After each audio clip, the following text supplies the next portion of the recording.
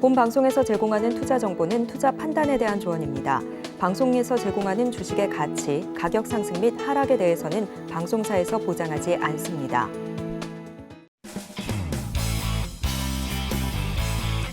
시청자 여러분 안녕하십니까? 깊이 있는 인사이트로 여러분들의 투자를 잘 이끌겠습니다. 저는 강관우입니다. 어제 우리 양시장 강하게 반등세를 보였습니다. 테슬라가 올라간 것도 있었고 대통령이 공매도 제도의 근본적 개선이 중요하다 이런 말을 한 게 시장에 전해지면서 말이죠. 시장은 강하게 반등을 했습니다. 특히 2차 전지주들이 강한 상승세를 보였는데요. 양시장에서 2차 전지주의 상승이 반 이상을 차지했다. 이렇게 얘기할 수 있을 정도로 2차 전지 상승 상당히 강했습니다. 양시장 모두 전반적으로 봤을 때는 가치주보다는 성장주 이쪽이 강했습니다. 차트 보고 가겠습니다. 차트 간밤에 미국에서 CPI가 나왔죠. 첫 번째 차트입니다. 10월 CPI 일단 3.3% 예상을 했었는데 그보다 낮은 3.2%가 나왔습니다. 시장이 당연히 좋아할 수밖에 없는데 빨간 줄로 보시면 2%대를 향해서 가고 있을 수가 있습니다. 지금 근원 CPI가 나오고 있습니다만은 근원 CPI도 예상치 4.1%를 하회한 4.0%가 나왔습니다. 당연히 시장을 좋아하게 할 수밖에 없었고요. 국채 금리는 급락했고 국채 금리가 급락하면 국채 시장은 좋아지는 겁니다. 주식 시장 또한 환호했습니다. 자, 이렇게 금리가 떨어지고 시장의 인플레이션이 떨어지고 이렇게 하면은 페드가 바로 원했던 이 인플레이션이 통제가 되는 겁니다. 이렇게 되면은 빡빡하게 앞으로 금리 정책을 가져갈 필요가 없겠다. 이거를 시장이 많이 산 거고요.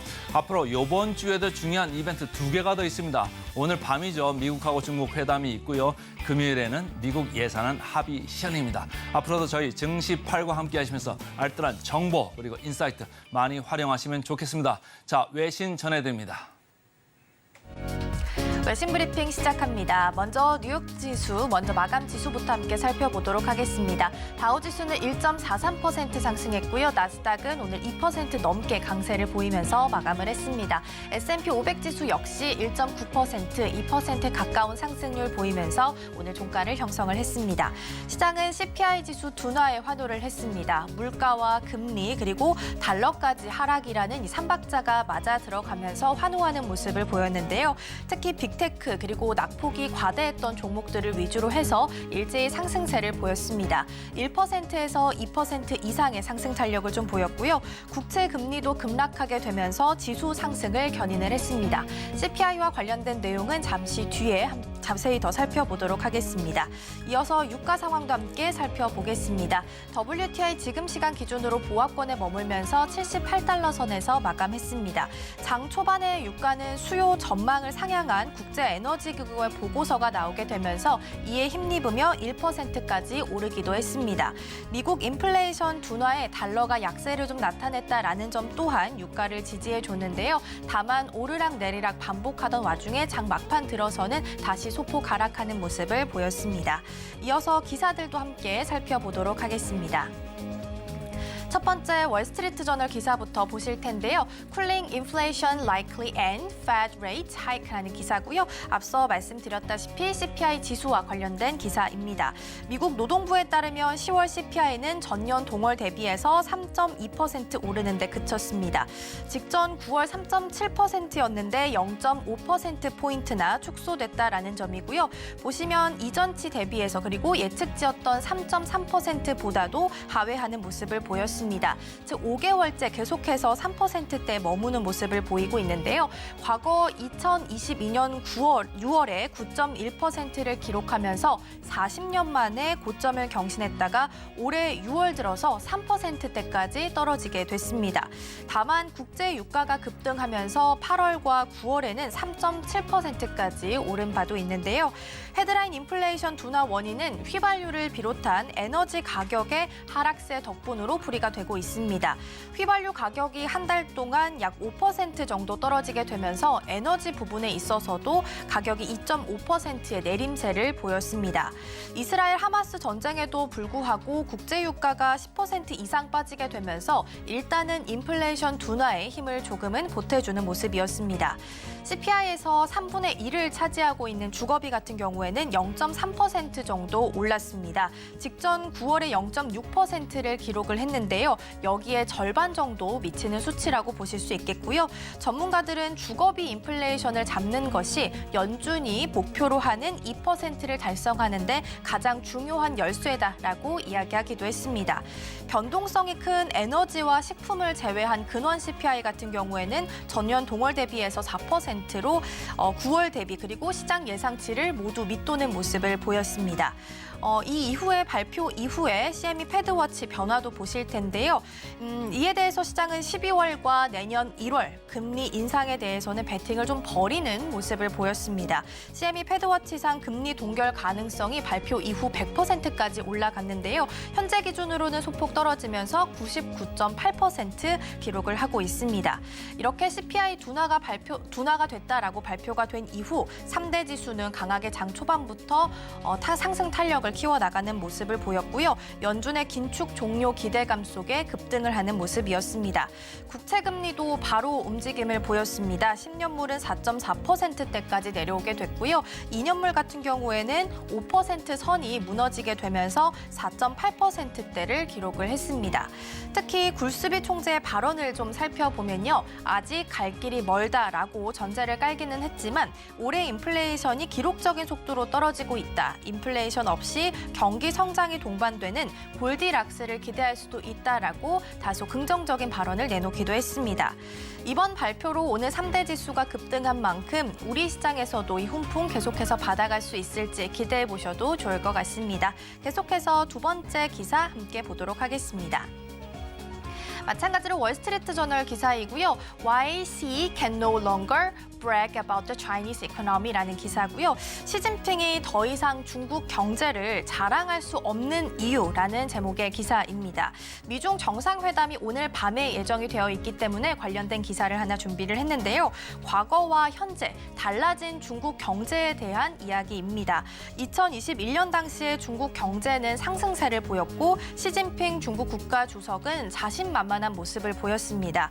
특히 동방은 뜨고 서방은 진다라는 표현까지 하면서 중국이 미국을 밀어내고 경제 강국 지위를 대신할 것이다라고 자신감을 좀 내비치기도 했었는데요. 하지만 2년이 지난 지금 2023년 사정은 달라졌고 중국은 부진을 면치 못하는 모습을 계속해서 보이고 있습니다. 최근에는 꺾이는 부동산 거품, 관리가 어려워진 지방정부 부채, 소비자 신뢰도 하락, 그리고 디플레이션까지 다양한 도전에 직면해 있는 상태입니다. 중국의 GDP는 2021년에 미국의 75% 수준이었는데요. 올해 3분기만 봤을 때는 64%에 그치는 모습이었습니다. 이는 2017년 수준과 비슷하다라고 볼 수 있겠고요. 이에 대해서 월스트리트 저널은 중국은 오랫동안 골마 터진 문제들이 수면 위로 이제서야 좀 떠오른 것이라면서 특히 시 주석의 정책이 문제를 더 악화시키고 있다라고 비판하기도 했습니다. 다만 좀 긍정적인 부분을 찾아보자면 제조 부문이 후퇴하지 않고 그래도 조금씩이나마 성장하고 있다라는 점인데요. 올해 중국은 일본을 제치고 세계 최대 자동차 수출국이 되기도 했고요. 2026년까지 저성능 반도체 칩 분야에서 전 세계의 42% 정도의 시장을 점유할 것으로 보입니다. 또 최근 다시 한번 이 소비자 구매력이 살아날 조짐을 좀 보이게 되면서 그래도 길게 보고 향후 10년 안에는 중국이 미국을 좀 따라잡을 수 있지 않을까 기대해보는 시각들도 있었습니다. 한마디로 중국의 4분의 3은 어려운 상황이지만 이 제조업 분야인 4분의 1이 중국을 지켜줄 수 있다라고 풀이할 수 있겠고요.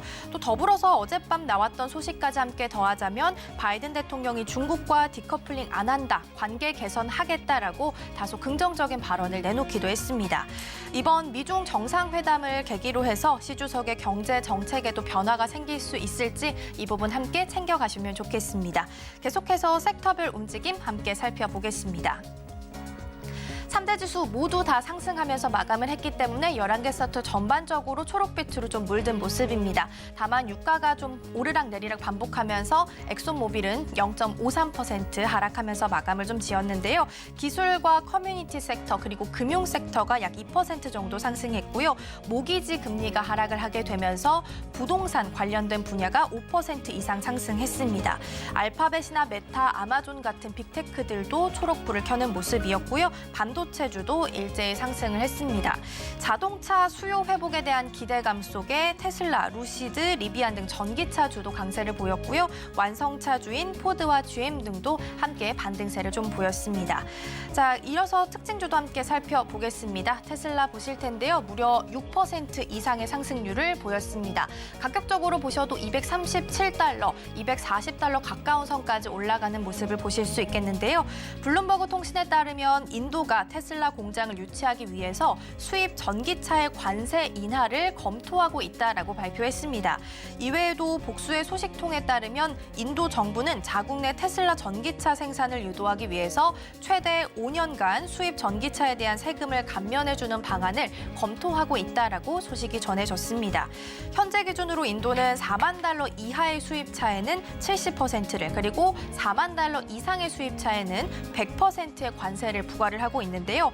앞으로는 수입 전기차에 붙는 관세를 15% 정도까지 낮추는 방안을 현재 논의하고 있다고 합니다.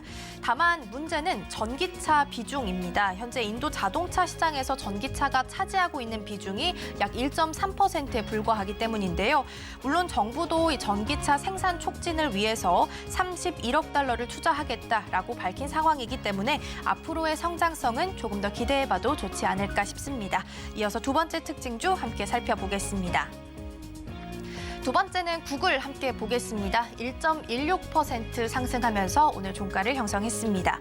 구글이 자사의 AI 챗봇인 바드를 미끼로 해서 중소기업 SNS 계정을 탈취한 해커를 상대로 해서 소송을 제기한 것으로 밝혀졌습니다. 바드는 자체 대규모 언어 모델 LLM을 탑재해서 100개 이상의 언어를 지원하고 단순 대화를 넘어서서 추론과 이미지를 통한 대화 그리고 코딩 작업까지 가능한데요. 이번 사건을 좀 들여다보면 인도나 베트남 등에서 활동하고 있는 익명의 해커들이 페이스북에서 중소기업 관리자들을 상대로 해서 바드를 다운로드하도록 이 클릭을 유도하는 허위 광고를 게시를 했습니다. 계정명 자체를 구글 AI 구글 바드 등 마치 구글인 것처럼 꽤나 좀 정교하게 속인 모습이었는데요. 하지만 실제 광고를 클릭하게 되면 관리자의 SNS 계정 인증 정보가 빠져나가게 되는 악성 코드가 설치가 된 거고요. 이후 악성 코드를 다시 한번 유포하는 또다시 추가로 퍼뜨리는 모습을 보였습니다. 전문가들은 이번 사례를 통해서 주요 테크 기업들이 AI를 사용하는 사용자들을 보호하기 위한 최초의 소송이 될 것이다라고 이야기했는데요. 얼마 전 세계 최초로 AI 안전 정상회의가 열리기도 했습니다. 이제는 편리한 AI를 더 안전하게 사용할 수 있는 방법에 대해서 논의할 시점이 된 것 같은데요. 이번 소송 또한 이러한 기준점을 정하는 데 있어서 큰 도움이 될 수 있지 않을까 싶습니다. 지금까지 외신 브리핑이었습니다.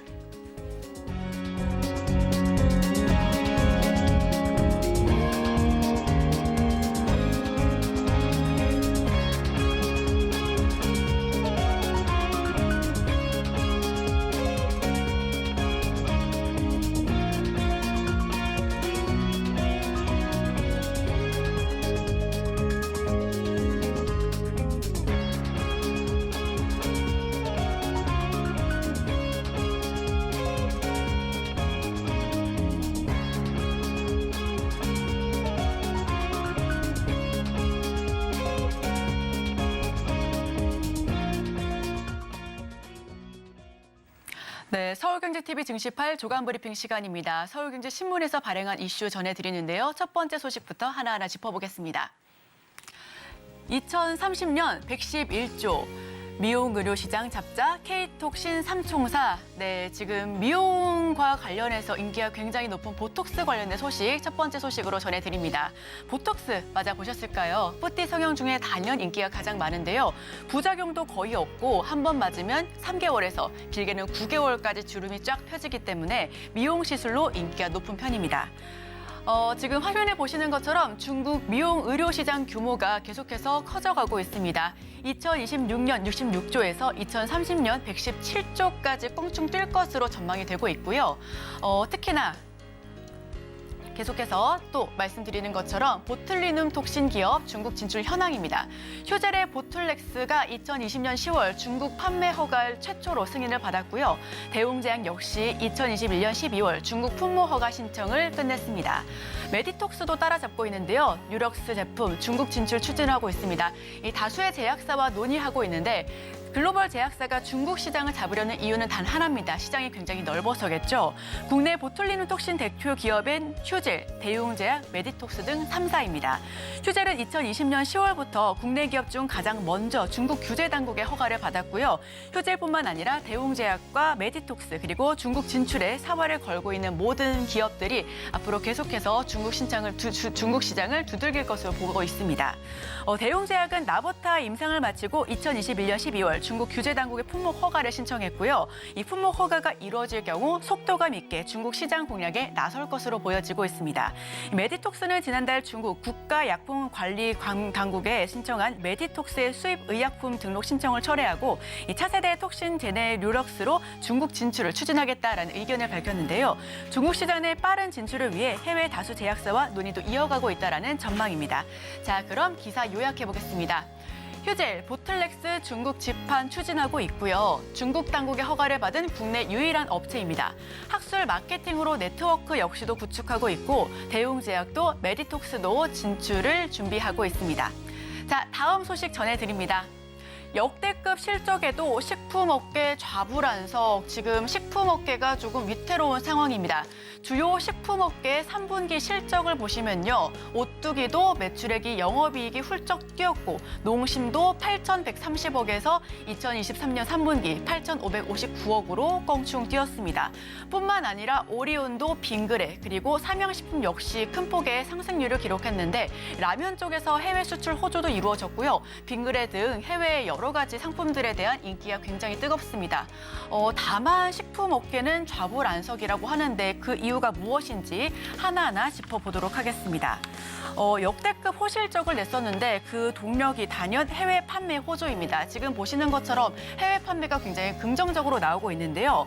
지난해부터 국내 시장 영업 환경이 원재료 및 인건비 그리고 전기요금 상승 등으로 악화하자 국내 관련 업체들은 해외 시장에 더 공을 들였고요. 그 효과가 올해부터 가시화되고 있다는 평가가 나오고 있습니다. 한편으로는 이처럼 눈에 띄는 호실적이 식품업계에 부담으로 작용하는 분위기인데요. 그간 식품업계들은 실적 악화 우려 때문에 주요 제품 가격이 어쩔 수가 없다라는 입장을 고수해 왔습니다. 하지만 더 이상 이 같은 입장을 내세우기 어려워졌습니다. 지금 보시는 것처럼 영업이익과 매출액이 모두 굉장히 큰 폭으로 상승을 했기 때문에 이렇게 나는 우리 길가 좀 어렵다라는 입장을 피력하기 좀 어려운 상황인데요. 식품업계는 올 들어 원자재 가격과 인건비, 전기요금 상승 등을 이유로 일제히 가격을 인상해 왔습니다. 인상이 과도하다라는 지적에 가격을 다시 내리는 업계가 등장하기도 했는데 농심과 SPC 등이 지난 7월 주요 제품 가격을 내렸던 게 그 대표적인 사례입니다. 정부는 지금처럼 소비자들의 물가 부담이 큰 상황에서 기업과 경영업자들이 원자재비 변동에 따라 가격을 내리는 등 유동적인 활동을 펼쳐야 한다라는 주장인데 기업을 압박하고 있어서 식품업계 내수에 대한 전망이 밝지 않다라는 게 업계의 분석입니다. 자, 요약해 보시면요. 라면과 제과 그리고 빙과 김치, 장류 등 굉장히 해외에서 큰 호조로 인기가 큽니다. 이 K푸드 인기에 3분기 매출 급증하고 있고요. 하지만 고물가발 내수가 부진했습니다. 하지만 이런 부분 어느 정도 해외 판매가 긍정적인 부분으로 작용하고 있어 만회가 되고 있었지만 가격 인하의 압박이 부메랑이 될까 우려하고 있다는 게 지금 식품업계의 현실입니다. 지금 식품주 투자하고 계신 분들은 이 부분까지도 투자 판단에 참고해 주셔야겠습니다. 자, 다음 소식입니다.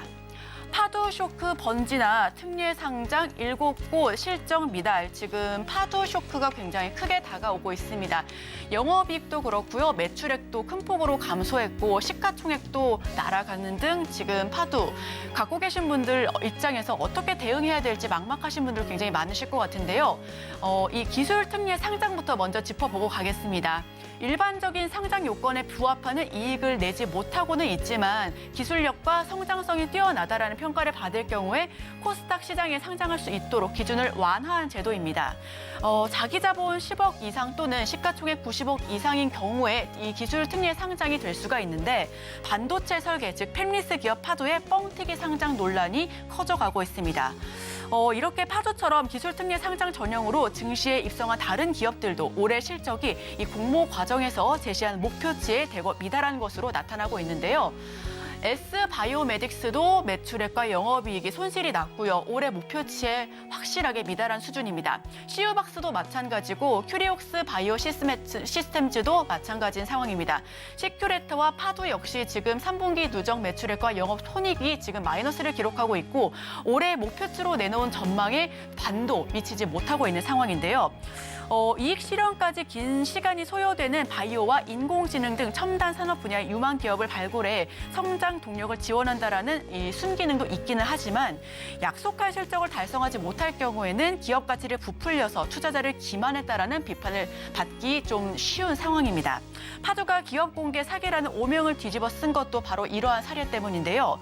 파도 지금 8일 기준으로 1조 6,894억 원이었었던 시가총액이 어제 기준으로 8,622억 원으로 반토막이 났습니다. 투자자들은 금융당국의 기술특례 상장 완화책들을 재검토할 필요가 있다라는 볼멘 소리가 나오고 있습니다. 자, 요약해보겠습니다.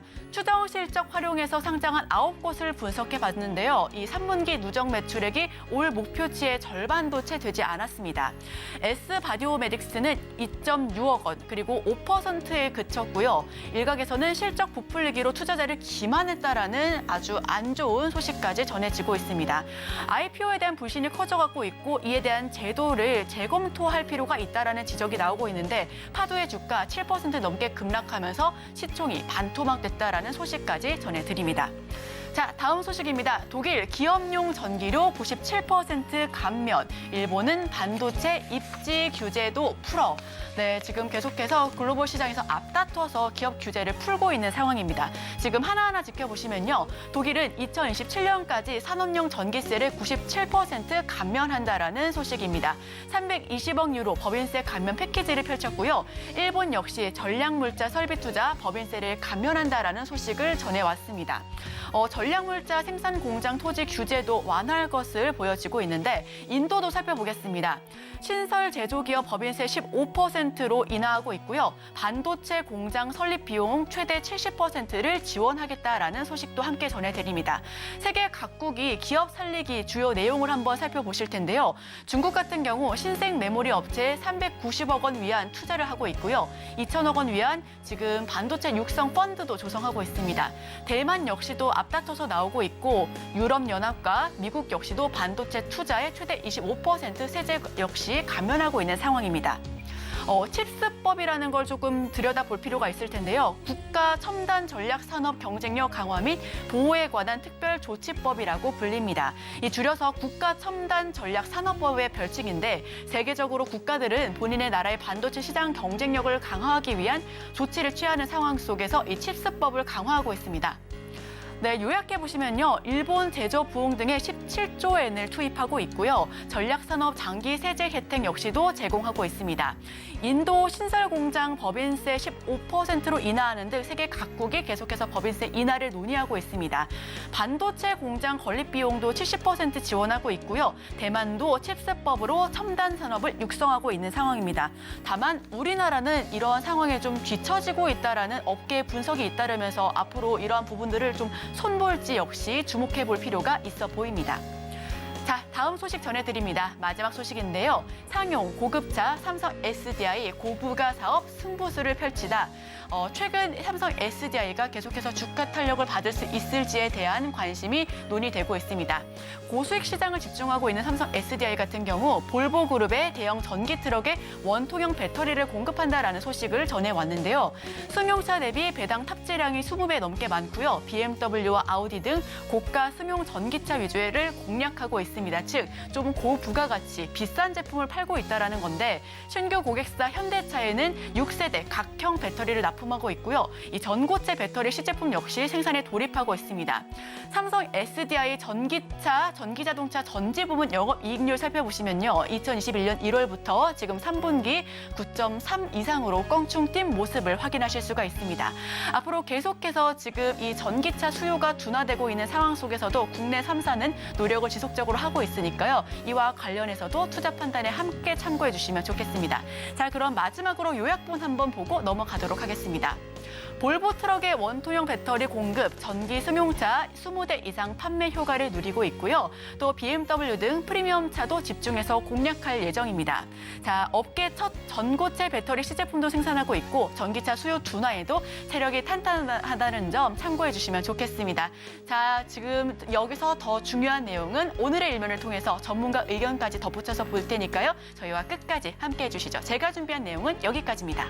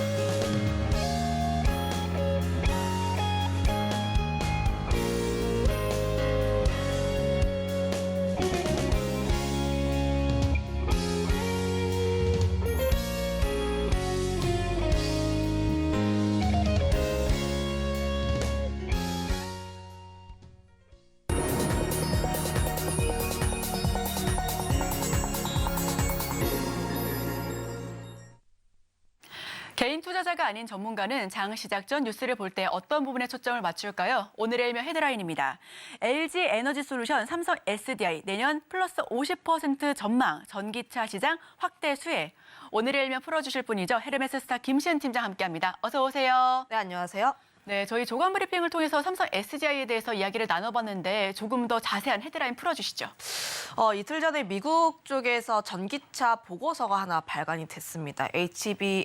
HSBC 쪽에서의 보고서가 나왔는데 LG 에너지솔루션과 삼성 SDI가 전기차 보급률이 24년부터는 증가한다라는 내용들이 나와주게 되면서 현재 주가 대비했을 때 50%가 넘는 목표가를 제시를 했습니다. 그만큼 전기차 성장에 대한 기대감이 남아있다라고 보시면 좋을 것 같은데 다만 조금 아이러니한 게 최근에 그러니까 9일에는 HSBC가 테슬라 투자 보고서에서는 매도 의견을 냈어요.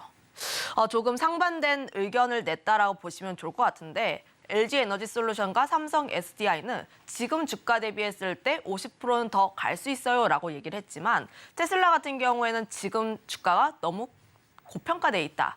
현재 주가 대비했을 때 30%는 더 깎여야 된다 하면서 외도 투자 의견을 냈는데 아무래도 이 부분 같은 경우를 조금 더 찬찬히 뜯어봤을 때 물론 테슬라가 전기차 쪽에서의 경쟁 마진, 그러니까 가격적인 마진 때문에 이윤에 대한 부분이 좀 의구심이 있었기도 하지만 아무래도 신사업 쪽에 대한 불확실성이 조금 더 큰 것이 아닌가라고 보여지고 있습니다. 아무래도 테슬라의 주가 방향에 따라서 우리나라 2차 전지 종목군들의 흐름들이 좀 많이 흔들리다 보니까 관련했을 때 많은 흔들림이 있었지만 그럼에도 불구하고 보고서의 내용들을 조금 더 찬찬히 뜯어봤을 때는 전기차에 대한 성장성에 대한 우려보다는 신사업 쪽에 대한 부분, 특히 뭐 관련했을 때 로봇이라든지 자율주행 로봇, 슈퍼컴퓨터 이런 쪽에 대한 미래의 너무나 먼 미래에 대한 불확실성이 선반영이 되면서 주가가 움직였기 때문에 이 부분에 대해서는 살짝 빼고 보자라는 입장이었습니다. 그만큼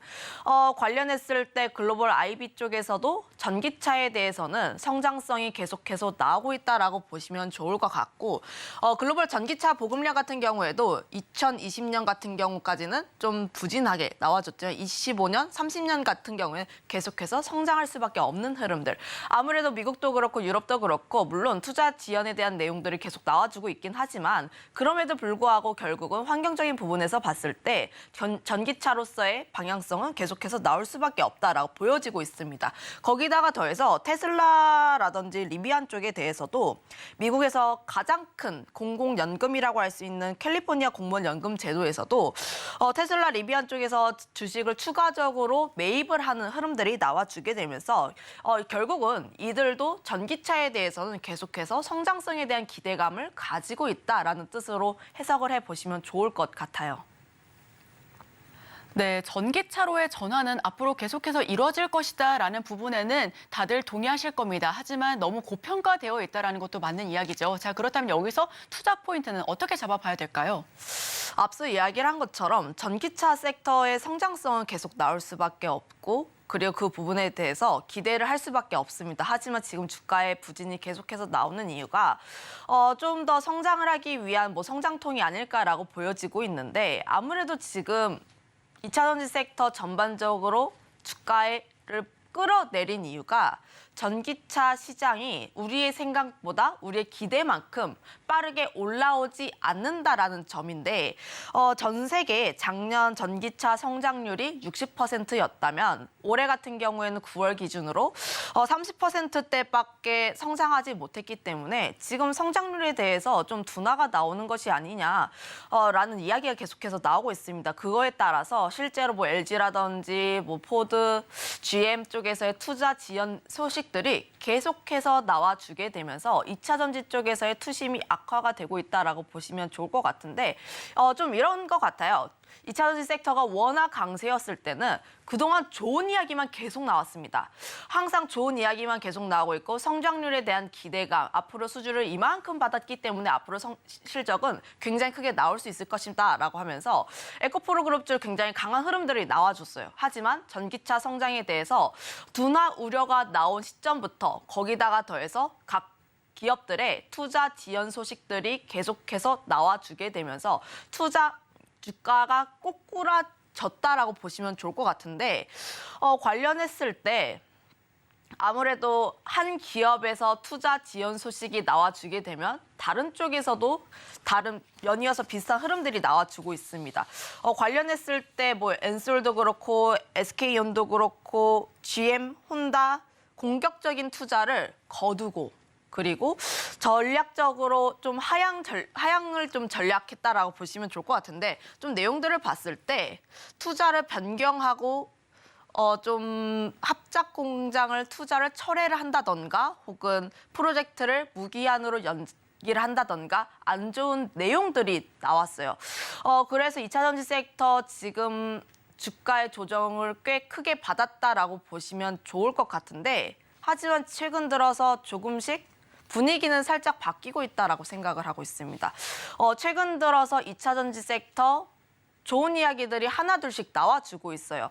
관련했을 때 LG 에너지 솔루션과 했을 때 튀르키예라든지 굉장히 다양한 기업들과 함께 조인트 벤처를 통해서 합작 법인 설립을 하는 게 철회가 된다는 건 물론 안 좋은 내용이 맞긴 해요. 하지만 일각에서는 이 내용에 대해서 하지만 전기차 시대가 왔을 때 LG 에너지 솔루션이 혼자서 공장을 세우면 그에 대한 모든 수익은 다 에너지 솔루션 것이다 라는 내용들도 나와주고 있고 어제 같은 경우에 현대차 쪽에서 전기차 놓지 않겠다. 우리는 초격차 투자를 진행을 하겠다라는 내용이 나와주고 있습니다. 그만큼 관련했을 때 현대차 같은 경우에는 전기차 전용 공장에 약 2조 원 정도 투입할 것으로 예정하고 있고 29년 만에 들어서는 국내 신공장입니다. 30년까지 31종의 전기차 라인업을 좀 구축할 것으로 계획을 하고 있는데 현대차에서 말하기로는 전기차 같은 경우에는 항상 고민하는 부분이지만 좀 크게 봤을 때는 대세인 것 같다. 그만큼 지금 봤을 때 GM이라든지 포드라든지 플랫폼 쪽에서 투자를 계속해서 축소를 하고 있음에도 불구하고 현대차는 굉장히 큰 규모를 통해서 진행을 하겠다는 거예요. 그만큼 현대차는 전기차에서의 성장세가 나올 것으로 기대를 하고 있고 관련했을 때 이 상황에서 좀 타개를 할 수 있는 부분은 지금 여기서 투자를 할 수밖에 없는 부분이다라고 보시면 좋을 것 같고 미국 쪽에서 공장 임금 인상에 대한 내용들도 보고 있으면 현대차 같은 경우는 전기차에서의 성장세가 나올 것으로 기대를 하고 있습니다. 그만큼 현대차 같은 경우는 지금 실적 굉장히 잘 나오고 있잖아요. 실적, 영업이 굉장히 잘 나오고 있는데 그 실적이 나온 것을 전기차에 투자를 하겠다는 것입니다. 그만큼 글로벌 레거시 기업 쪽에서 투자를 이만큼 단행을 한다는 것 자체가 전기차 쪽에서의 Q단에서의 기대를 좀 어느 정도 해볼 수 있지 않을까. 그동안 2차 전지 쪽에서의 주가 우려가 나왔던 부분이 Q단 그리고 P단에서의 성장 둔화가 나올 수 있다라는 우려로 인해서 주가의 부진이 나왔지만 현대차로 인해서 Q단은 그래도 어느 정도 회복이 좀 빨리 나오지 않을까라는 기대감 나와주고 있고 거기다가 더해서 엑스모빌 쪽에 대해서도 리튬 쪽에 뛰어들었습니다. 기존에 에너지 사업 쪽이라고 보시면 좋을 것 같은데 원유라든지 오일, 셰일가스 이런 쪽 사업 진행을 하고 있는 기업들인데 관련했을 때 결국은 이들 기업도 전기차에 뛰어들고 있다는 점. 지금 글로벌 석유 기업들을 봤을 때 리튬 사업에 굉장히 많이 뛰어들고 있어요. 전기차 쪽의 사업을 뛰어들고 있다는 것 자체가 장기적으로 봤을 때 전기차 사업은 성장을 할 수밖에 없는 쪽. 결국 내연기관차 같은 경우는 조금씩 사라지게 될 것입니다. 물론 석유를 사용하는 쪽이 자동차뿐만은 아니지만 그럼에도 불구하고 이들 기업은 미래를 대비를 하기 위해서 리튬 쪽에 뛰어들고 있다는 거죠. 리튬 가격 같은 경우는 2분기 이후에 조금씩 조정세가 나와주고 있지만 고점 대비했을 때는 좀 60% 정도가 하락을 했습니다. 그럼에도 불구하고 이들 기업은 장기적인 전망을 가지고 리튬 사업을 추진을 하고 있다 보니까 좀 이런 부분을 봤을 때 결국은 전기차 쪽에서의 성장이 나올 것으로 기대를 하고 있고 여기서 좀 공격적으로 투자를 하는 기업들이 계속해서 나오고 있고 그리고 이 뉴스들이 최근 들어서 부각이 되고 있다는 점이에요. 그러면 2차 전지 섹터가 최근 들어서 조정을 굉장히 과하게 받았고 저점을 조금씩 만들어 나가고 있는 상황 속에서 좋은 얘기들이 하나둘씩 들리게 되면서 관련했을 때는 조금씩 우리의 투자 심리를 완화시켜주지 않을까라는 기대를 하고 있습니다. 네, 지금 전기차 시장 그리고 2차 전지와 관련해서 성장통을 겪고 있는 것은 사실입니다. 이 성장통을 어떻게 이겨내는지가 관건으로 풀이되는데요. 자, 그렇다면 여기서 수혜를 볼 수 있는 그런 섹터 한번 이야기 나눠보겠습니다. 네, 결국 2차 전지밖에 없을 것 같아요. 관련 내용들이 전부 다 2차 전지, 전기차 같은 경우 2차 전지이다 보니까 2차 전지 섹터를 볼 필요가 있는데 물론 관련했을 때 2차 전지 같은 경우에는 어제 나왔던 공매도 관련 내용들로 인해서 주가에 강한 상승세가 나와주긴 했습니다. 다만 이런 부분이 정말 찐 반등한 부분인지는 한 번 더 좀 확인해 볼 필요가 있다라고 보여지고 있고요. 물론 관련했을 때 외국인 기관 쪽에서의 공매도 기간에 대한 불안감이라든지 정책적인 리스크로 인해서 선제적으로 대응을 한 물량 자체가 나와주긴 했습니다. 하지만 조금씩 긍정적인 내용들이 나와주고 있긴 하지만 지금 확실하게 매수를 위한 트리거 자체는 아니라는 점 한번 인지를 해보시면 좋을 것 같고 물론 환경적인 부분으로 봤을 때 전기차 같은 경우에는 결국 성장할 수밖에 없는 요인이고 관련했을 때 앞으로 내년부터는 조금 더 성장할 수 있지 않을까라는 기대가 나와주고 있긴 하지만 실적을 한 번 더 볼 필요가 있다는 점 4분기 실적 같은 경우에 조금 더 반등이 나와주는지 여부를 한번 확인을 하고 좀 매수를 해도 좋지 않을까라고 보여지고 있습니다. 그거에 따라서 좀 보수적으로 보시고 싶으신 분들 같은 경우는 4분기 이후에 해도 늦지는 않다라고 보여지고 있고요. 하지만 나는 중장기적으로 특히 장기적으로 끌고 갈 것이다라고 하시는 분들 같은 경우는 최근에 10월, 11월 라인대에 저점을 계속해서 형성한 라인대가 있습니다. 그 라인대 부근까지 왔고 그 라인대를 이탈을 하게 됐을 때 그때 한번 저점 매수를 하시는 게 맞지 않을까라고 말씀드려보도록 하겠습니다. 네, 좀 중장기적인 관점으로 투자하시는 분들께 2차 전지 다시 한번 살펴보시면 좋겠다라는 의견 드리고 싶고요. 특히나 4분기 실적 나오는 것을 꼭 확인하시라라는 의견까지도 덧붙여서 드리고 싶습니다. 지금까지 헤르메스 스타 김시은 팀장과 함께했습니다. 오늘 말씀 고맙습니다.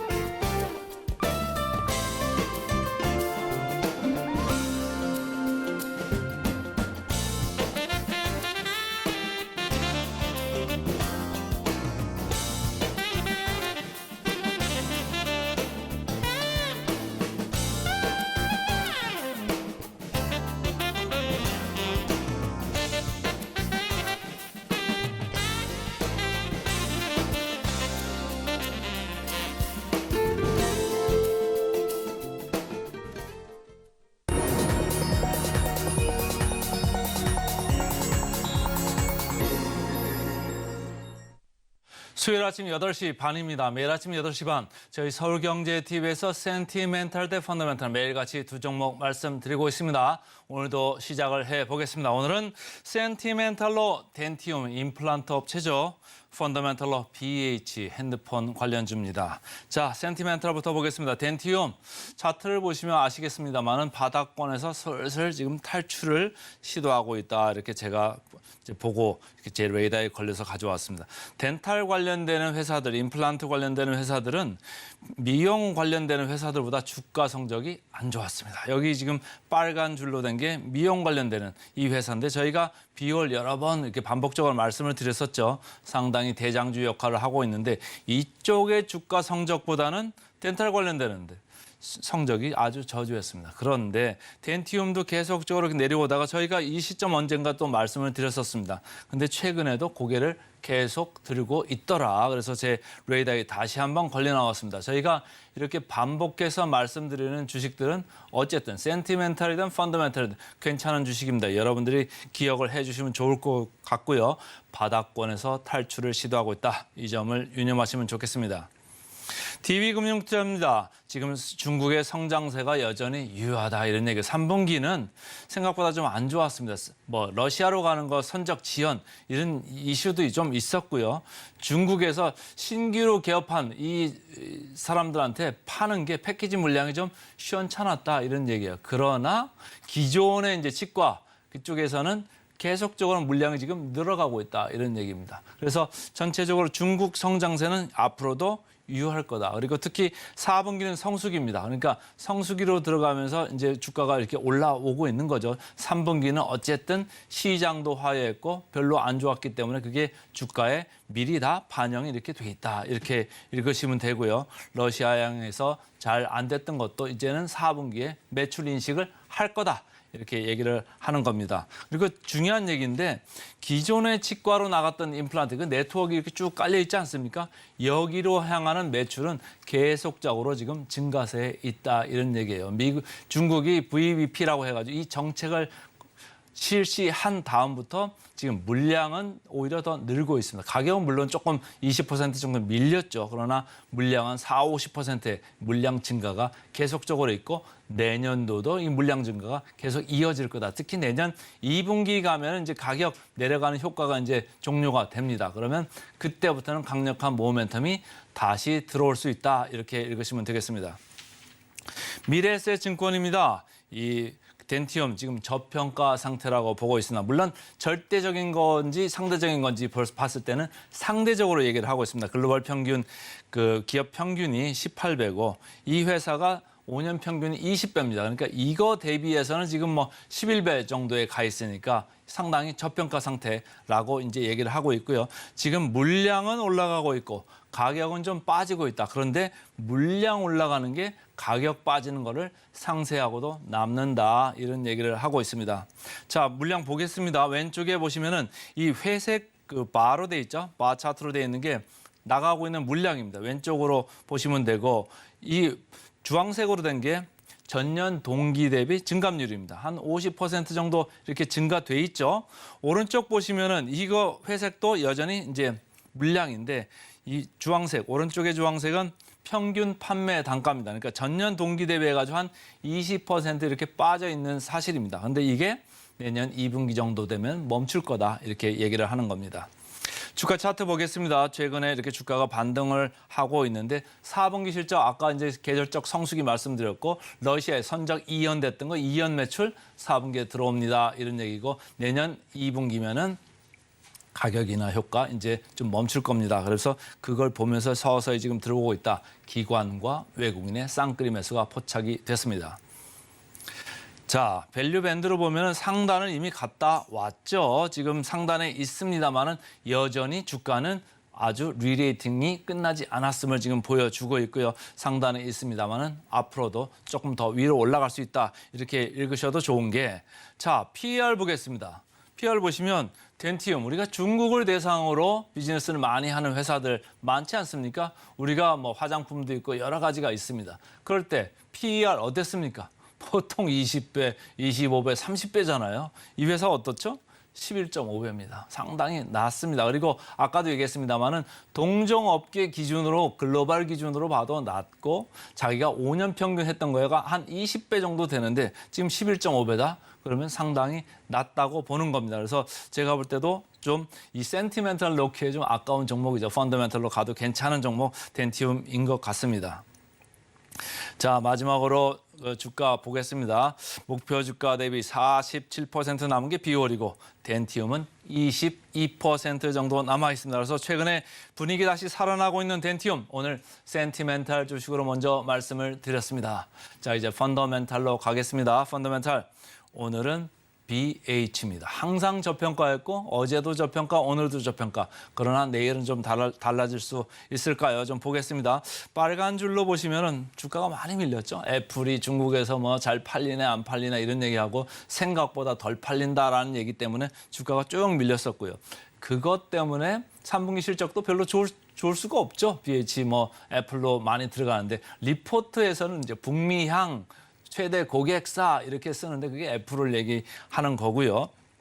전체적으로 최근에는 조금씩 고개를 바닥에서 들고 있다. 마찬가지로 LG이노텍도 좀 고개를 들고 있습니다. 그런데 LG이노텍 대비해서 BH가 저평가가 훨씬 더 심한 회사가 되겠습니다. 그리고 BH는 상반기, 하반기로 봤을 때 하반기의 매출 비중이 훨씬 높아요. 왜냐하면 애플이 주로 신 모델 나오는 게 뭐 9월, 10월 이때 나오지 않습니까? 그러니까 9월, 10월 나오니까 벌써 매출은 그 3분기 중반부터 시작해가지고 푸시를 막 하기 시작하고 12월 가서는 아주 많이 나오는 그 매출입니다. 그러니까 4분기로 들어가면서 매출, 영업이익, 모멘텀이 상당히 강한 회사입니다. 근데 주가는 지금 바닥권에 와 있다. 그러니까 저가 매수가 아주 유력할 수 있다. 그래서 저가 매력이 살아날 수 있다. 저는 개인적으로 보고 있습니다.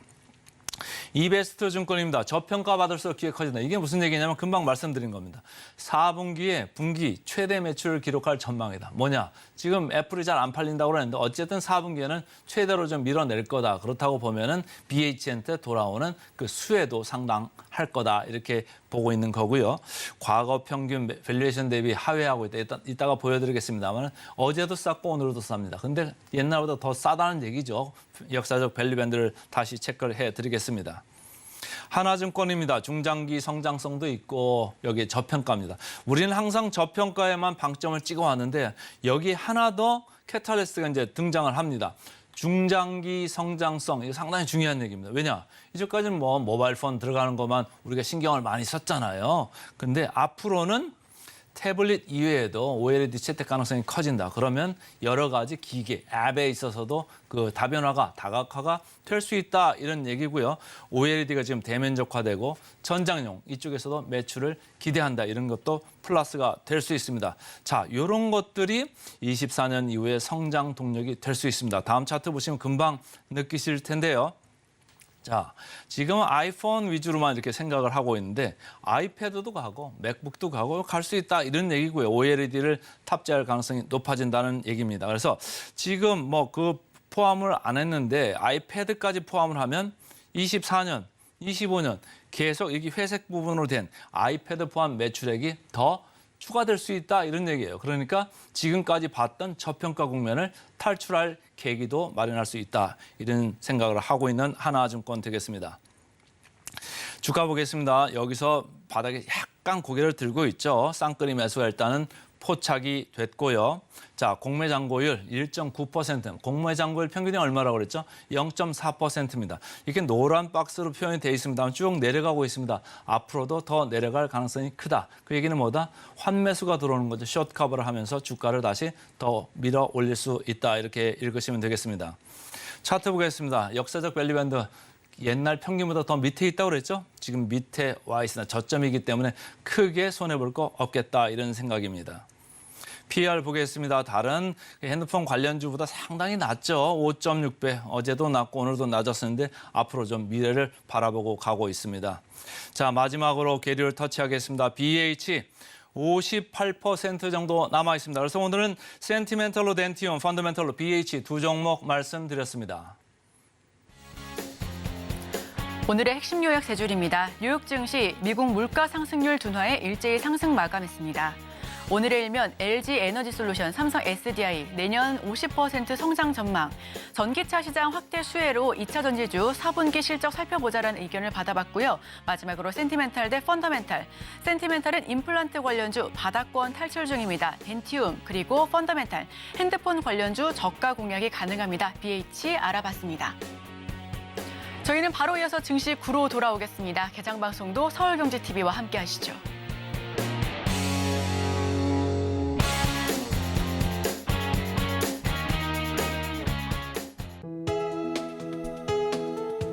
본 방송에서 제공하는 투자 정보는 투자 판단에 대한 조언입니다.